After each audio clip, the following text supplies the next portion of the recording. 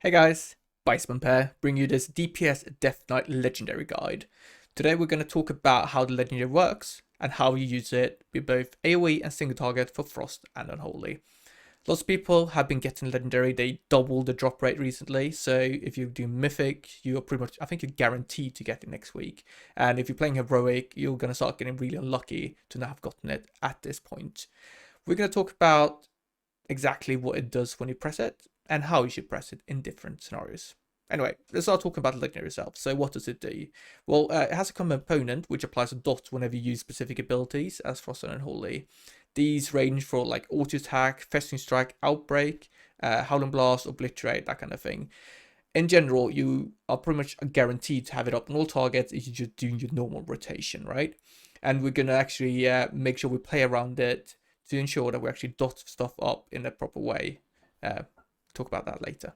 Anyway, on use, 2 minute cooldown, you jump to the target, you channel for 2 GCDs exactly, so it scales with haste, and then there's lots of damage split around all targets. The total amount of damage scales with how many targets had the dot on when you press this use. So 10% for every target, so when you go up to 10 target, it doubles the total amount of damage, but it's always split, so it doesn't scale that strongly in AoE.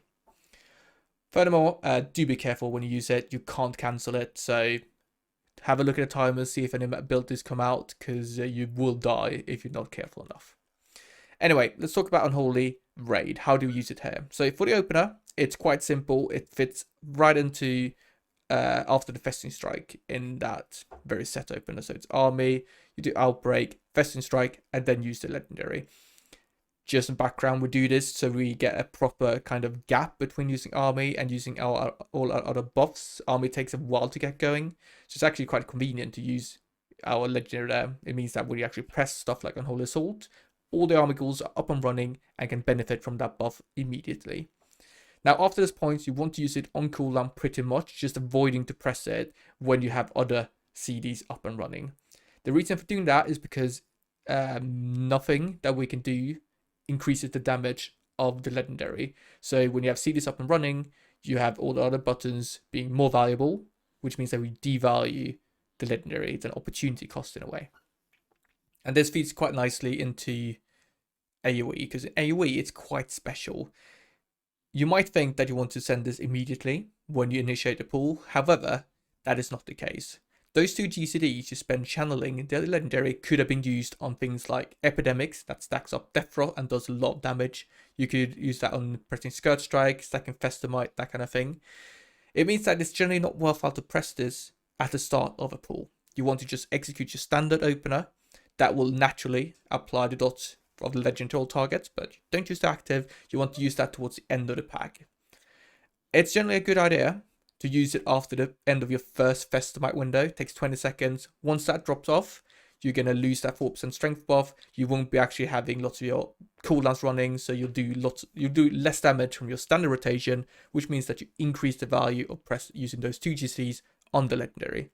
Again, keep in mind, as I said, use it towards the end of the pack when it's about to die, but do make sure the target you send it on will be alive for the full duration. Otherwise, it will cancel and you won't get the full damage, right? That's the important part. Easy peasy for Unholy. Let's talk about Frost. So in single target, if you're playing, you're going to be playing Obliteration, otherwise you're doing this wrong. You want to actually press Howling Blast and then immediately press the Legendary. This is to apply that 1 stack of the dot, which increases the damage of the unused. And it's also quite nice because you apply Frost Fever naturally. After this point, you just follow along with your standard openers. So it's going to be like Remorseless Winter, Shield Streak, and then go into your first Obliteration window. After this point, you want to press it on cooldown, but avoid using it within any pillar window. Again, it is an opportunity cost. In the pillar window, spending those 2 GCDs on hitting Kill Machine, Obliterate, things like that, it's just more worthwhile. So make sure you press it outside of your pillar, and ideally not straight afterwards, because you will have Enduring Strength running at that point as well. I would say the ideal scenario is use it just before pillar without actually delaying pillar for that. That's kind of like that's the point in your rotation where you're doing the least amount of damage from your standard rotation. So this transfers very well into AoE as well. You won't actually be using it on the start of an ender pool, so you won't do the Howling Blast into Legendary. Instead, you're looking to use it towards the ender pools, just as Unholy, and outside of your pillar windows. Again, with the opportunity cost is the highest when pillar's down, especially so in AoE, so avoid using it inside your pillar. Ideally, use it before a pillar window without delaying the pillar window, just like you do in single targets.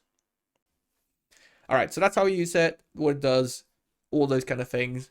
Just a very set of like quick tips when you actually acquire it. So the super blooms, at the end, when you kill the boss, you can instantly leave the group, join another one, and kill it again to get the dream bleeds much more quickly.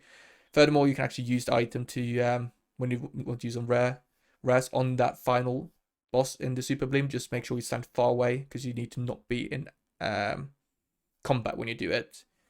When it comes to catching those annoying orbs with a 5-minute cooldown, head to the Proving Grounds in Mist Pandaria. You can just reset and do that over and over again. Works well for when you didn't do the thing where you need to survive, essentially. That can also be done in Proving Ground. And for DKs, it's very easy. Use your Death Gate, head over to the second floor, and you can just talk to an NPC to get teleported to the Proving Ground over there. Alright, that's filled up for you. It's going to deal around 6% of the overall in most scenarios. It is not the most exciting, but getting it still feels good, and it's going to significantly increase your damage. Leave a comment down below, let me know what you thought about this video. Upvote, downvote, consider subscribing, and I'll see you guys in the next video. Thank you very much for watching. Bye bye.